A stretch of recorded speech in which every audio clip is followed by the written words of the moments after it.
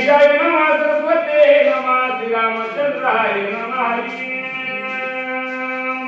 वरील सकळवान राज तुझ्या भुवंत प्रदेश सुरस अनवोनी औषधीची सुमित्रासी उठवाय वक्रतुंड महाकाय सूर्यकोटि समप्रभ निर्विघ्नं कुरु मे देव सर्वकार्येषु सर्वदा। सर्वत्र असणारी कथाच्या ठिकाणी नाथबाला सांगू लागले आणि सर्व वानरगण असणारा हनुमंताला म्हणू लागलं, हनुमंता अरे बाबा लवकर जावं, औषधी घेऊन यावं विनंती करू लागले।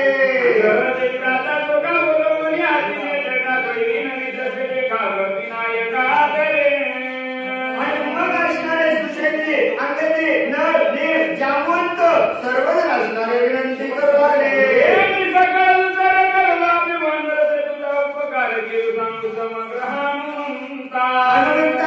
आम्ही सगळं वानर तुमच्यामुळे करलो, तुमचे किती उपकार सांगावे।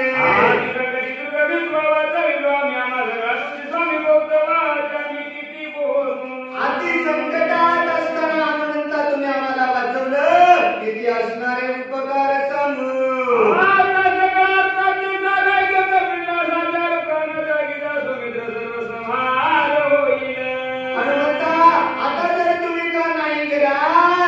तर नाश या ठिकाणी कार्याचा होईल।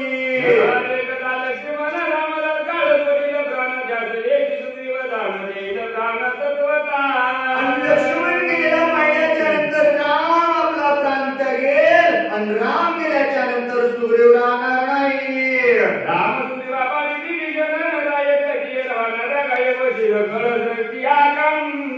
राम गेला सुग्रीव गेला, अरे बाबा हे दोघं गेल्याच्या नंतर विभीषण राहणार नाही।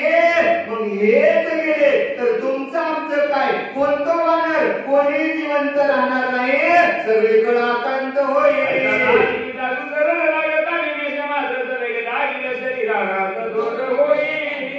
आणि ही वार्ता ऐकण्यामध्ये कळल्याच्या नंतर कोणीच आपला प्राण त्याग ठेवणार नाही, सर्व आकांत होईल।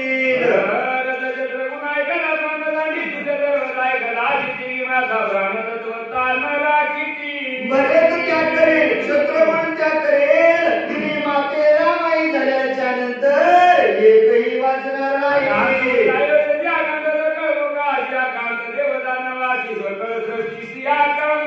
अयोध्येला आकांत होईल, नगराला आकांत होईल, देवदानव सगळ्या सृष्टीला आकांत होईल।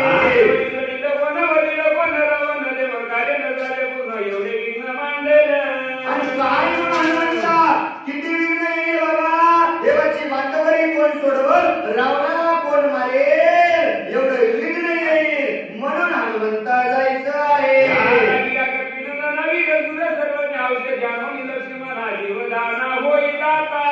म्हणून हनुमंता विनंती करतो बाबा, एवढं कार्य जर सिद्धीस न्यायचं असेल लवकर जाऊन औषध आणावं, लक्ष्मणजीला उठवावं विनंती करू लागले।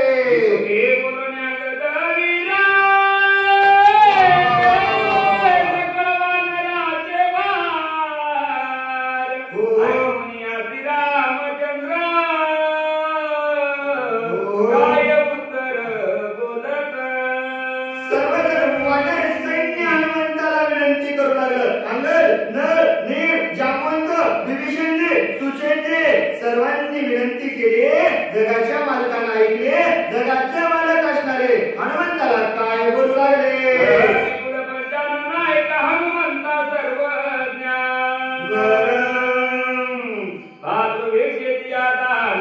याला ईश्वर दान तुझा कपी कोण पंचानना। अरे हनुमंता, अरे बाबा माझ्या भावाची असणारी भिक्षा मागतो रे बाबा, एक वेळ माझा बंधू मला द्यावा विनंती करू लागले। लक्ष्मणाचे जीवदान तुझ भिक्षा मागू आलो जाण, सर्वता प्राणमुख होणे बंधू जीवदान मद दे। हनुमंता, अरे बाबा लक्ष्मणजी माझ्या निकट अवस्थेत पडलेला आहे, त्याचा प्राण वाचावा म्हणून मी तुझ्या पुढे आज झोळी पसरत आहे रे बाबा, एकदा माझं बंधू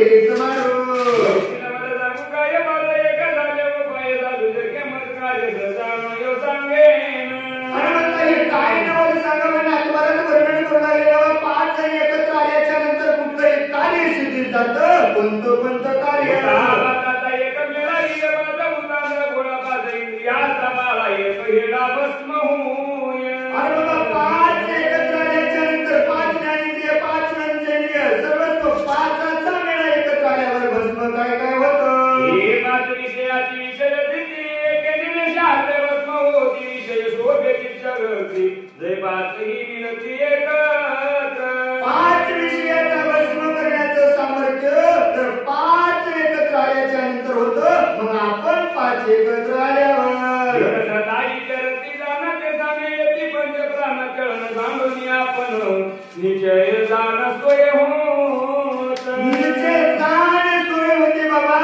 5 जण एकत्र झाल्याच्या नंतर कुठलंही कार्य सिद्धीस होतं प्राण जात असला तरी 5चा गोळा एकत्र झाल्यावर कोणतं कार्य होतं यावरील याचं गास होय बाताची एक मूस अहंकार चित्त बुद्धिमान सज समरस सोय होती एक जर 5ची मूस आवडली 4 बोटं 5वा अंकार एक झाल्याच्या नंतर अहंकार चित्त बुद्धी सर्वस्व असणारा त्याग करण्याचं सामर्थ्य येतं पाहता त्या एकमताकडे काळात हाणूला हाता कायचा काळ नियंता ब्रह्मसायुधता हाताकडे 5ची एकत्र झाल्याच्या नंतर कळी काळालाही हाताळला काढण्याचं सामर्थ्य आपल्याला येतं आणि मग सायुज्य पद प्राप्त करता येतं एवढं 5चं एकत्व आहे विनंती करू आले दोन्ही दिवस शिवपदवी स्वरूपी स्वयानुभवितून धर्मत्वेद चाले दिली पंचयक भावी पद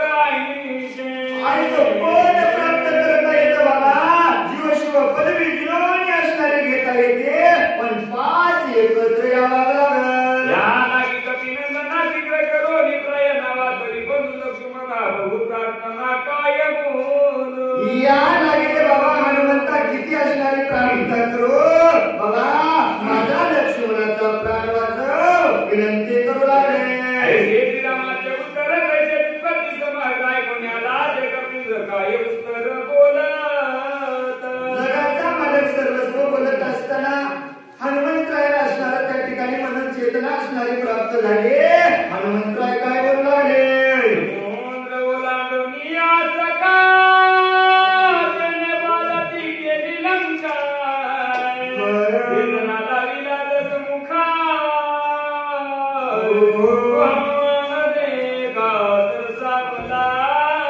किती हनुमंताची ख्याती लावावे एका रात्रीत समुद्र बांधला लंका असणारी पालखी केली रावणाची लंका झाली एवढं सामर्थ्य असणारा हनुमंतराय शांत बसलेला हनुमंतराय रामाचं बोलणं ऐकल्याबरोबर जाग्याहून उठल्याच्या नंतर काय बोलू लागले मान जातो पतादी सुरदुदुंबी प्रातिया देवी केल्या घरी निज वैभवी कपिंद्रा हनुमंतरायाने फक्त जाग्याहून उठले हो आनंद कोणाकोणाला झाला सुरवांना आनंद वाटू लागला पुष्पवृष्टी हनुमंतावर करू लागले वरदावनी कपिपदी औषध आणि निमित्ती जमीन उठवेला मारुती उदयान बसती न येता प्रत्येकाच्या मनामध्ये वाटू लागलं बाबा हनुमंतराय आता उठले आताच्या आता जातील औषधी घेऊन येते कार्य सिद्धी जाईल आनंद वाटू लागला मन उतरी आला न श्रीराम स्वया पण निमेषाले वदिल रावण राजविभीषण स्थापिल लक्ष्मण उठल्याच्या नंतर रावण मारायला रामाला वेळ लागणार नाही आणि रावण मारल्यावर विभीषणाला राज्य देईल हे सगळा सीता करी तुटेल देवाची बांधवडी आणून आम्हाला गोडी दुर्गी बुडी उभारी देवाची बांधवडी सुटल देवांना आनंद होईल स्वराज्यामध्ये राम राजाची गुढी उभारल्या जाईल अशी आशा वाटू लागली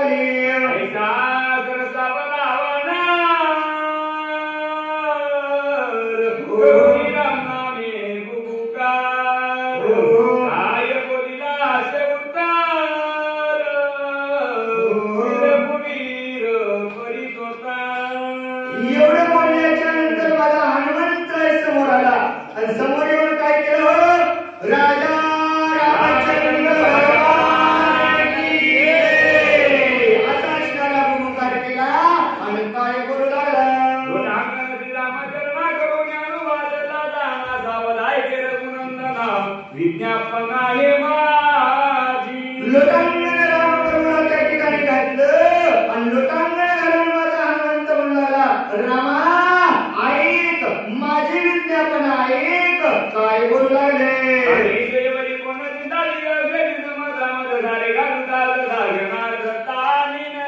काय स्वामी श्रीवरी काय चिंता. जगाच्या मालकापुढे हनुमंतराय म्हणाले, माझ्यासारखा दूत असताना स्वामीला एवढी चिंता करण्याची गरज काय. हनुमंतराय बोलू लागले,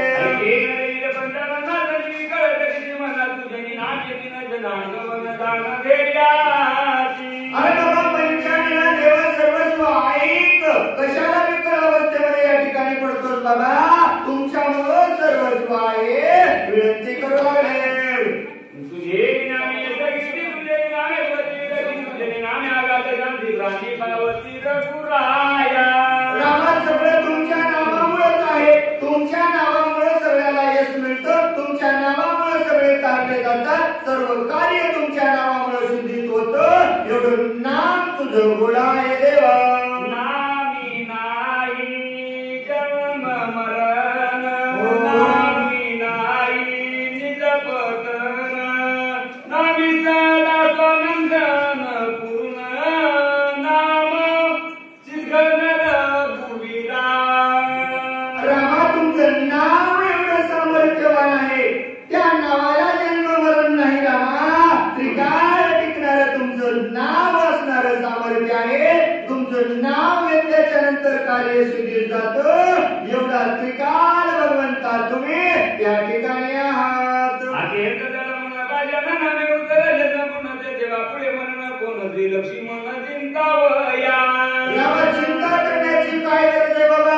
जड मूळ पाषाण तुमच्या नावामुळे उधारल्या जातं. मग तिथं लक्ष्मण मरण हे काही योग्य नाही, कारण एवढं सामर्थ्य तुमच्या नावात आहे.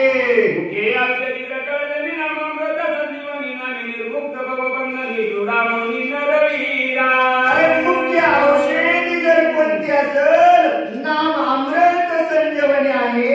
एवढं सामर्थ्य तुमच्या नावात आहे.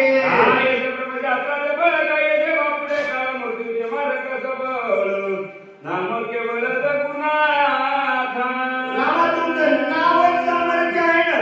कोणतं काळी लोक तुमचं नाव घेतल्याच्या नंतर त्या काळालाही येणं शक्य नाही. कोणतं शास्त्र येईल, कोण येईल, यमाची ताकद आहे का म्हणजे नाव घेतल्यावर याचे. एवढं सामर्थ्य तुमच्या नावामध्ये आहे.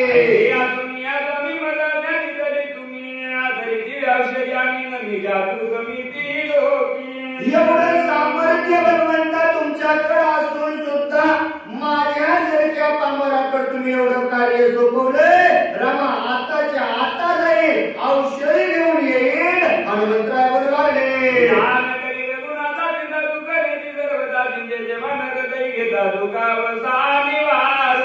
या परिणामात काय तुला चिंता झाली बाबा.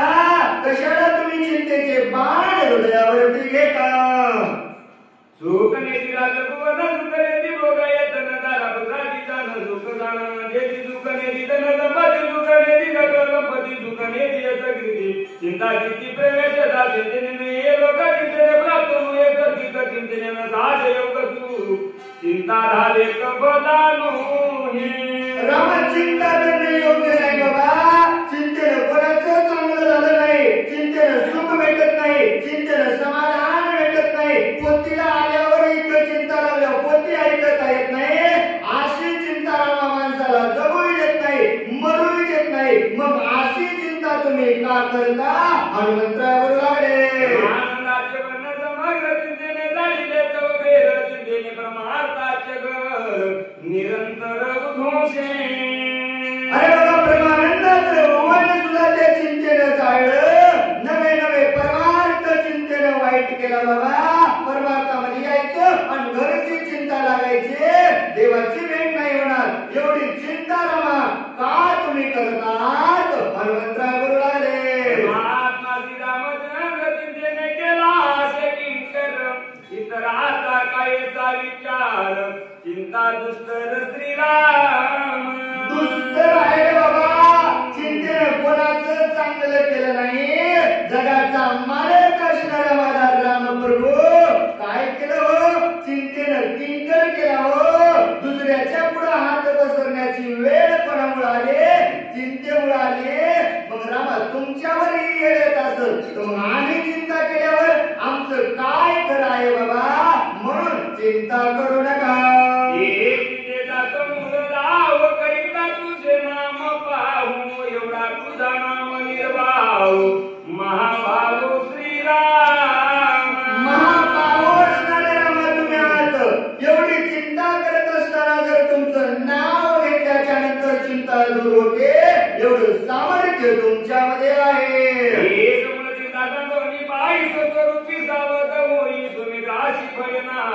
प्रतिज्ञा पाहिजे माझी स्वस्वरूपात असणारी सावध वै रामा. चष्मा काढून टाक. खरं समोर काय ते बघ. चिंता सोडून दे. लक्ष्मणाला कुठल्याच प्रकारची भीती नाही. ही माझी प्रतिज्ञा आहे. हनुमंतरावर आले औषधी संभारक्षण मोठवीन तुम्ही प्रतिज्ञा साचार माझी प्रतिज्ञा आहे रामा. आताच्या आता जाईल. औषधी घेऊन येईल. लक्ष्मणाला उठवल्याशिवाय राहणार नाही. हनुमंतरावर आले बोलून पुरांगुळ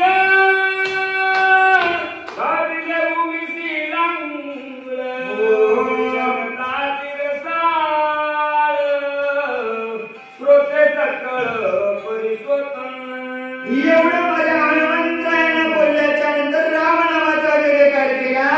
आणि काय ना तुम्हाला समजाले जनार्दनाचे दान बुकाळू परी मागोने या लागी मज कारणे मुखी घास देणे जननिया. एका जनार्दन स्वामीला शरण जाऊन नातं सांगू लागले बाबा तान बाळ असावं आणि तो असणार गोर जावं. त्याला माय जशी घास भरवते तसा सद्गुरूनं मला घास रामायण रूपी दिलेला आहे. हे गोड लागे माऊली तोंडीची काळी ते वेगे सिंह बालकाच्या मुखास निज मानसी स्नेहाळ. बाबा माय जेवायला बसल्याच्या नंतर तिला जो घास गोड लागतो. बाळाला भूक नसलं तरी आपल्या घास तोंडातला काढते. बाळाला जवळ घेते आणि त्याच्या तोंडामध्ये बळच घालते. तसं माझ्या स्वामीनं ते रामायण रूपी घास मला भूक नसताना माझ्या तोंडामध्ये बळच दिला आहे.